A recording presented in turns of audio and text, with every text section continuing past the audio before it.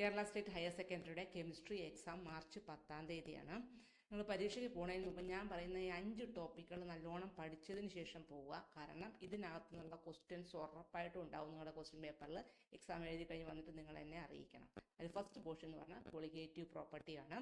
അത് ചിലപ്പം പ്രോബ്ലമായിട്ട് ചോദിക്കാം, അല്ലെങ്കിൽ ഡയറക്റ്റ് ആയിട്ട് തിയറി പാർട്ട് ചോദിക്കാം, അല്ലെങ്കിൽ ഡീവിയേഷൻ ഫ്രം റൗൾസ് ലോ അങ്ങനെയുള്ള രീതിയിൽ ക്വസ്റ്റ്യൻ ചോദിക്കാം. ഇനി രണ്ടാമതെന്ന് പറയുന്നത് ഇലക്ട്രോ കെമിക്കൽ സെല്ലാണ്. അത് ട്രൈ സെല്ല് ചോദിക്കാം, അല്ലെങ്കിൽ ഫ്യൂവൽ സെല്ല് ചോദിക്കാം, അല്ലെങ്കിൽ ഈവൺ ഇതിന്റെ EMF കണ്ടുപിടിക്കാൻ ഫ്രം നേഴ്സ്റ്റ് ഇക്വേഷൻ അങ്ങനെയും ചോദിക്കാം. ഇനി മൂന്നാമതെന്ന് പറയുന്നത് ലെന്തനോയിഡ് കൺട്രാക്ഷൻ ആണ്. അതിന്റെ അപ്ലിക്കേഷൻ ലെവലിലും ചോദിക്കാം, നേരിട്ടും ചോദിക്കാം.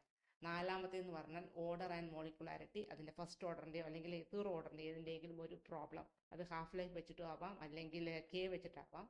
ഇനി അഞ്ചാമത്തേന്ന് പറയുന്നത് വളരെ വളരെ ഇമ്പോർട്ടൻ്റ് ആണ്. DBT തിയറി അല്ലെങ്കിൽ CFT തിയറി വെച്ചിട്ട് ഒരു കോമ്പൗണ്ട് തന്നിട്ട്, ഒരു കോർഡിനേഷൻ കോമ്പൗണ്ട് തന്നിട്ട് അതിൻ്റെ മാഗ്നറ്റിക് പ്രോപ്പർട്ടി എന്താണ്, അത് ഹൈ സ്പിൻ ആണോ ലോ സ്പിൻ ആണോ, അങ്ങനെയുള്ള ഒരു ക്വസ്റ്റ്യനും നിങ്ങൾക്ക് പ്രതീക്ഷിക്കാം. അപ്പം ഈ 5 ടോപ്പിക്കുകൾ പഠിച്ചതിന് ശേഷം മാത്രമേ നിങ്ങൾ എക്സാം സെൻറ്ററിലേക്ക് പോകാവൂ കേട്ടോ. താങ്ക്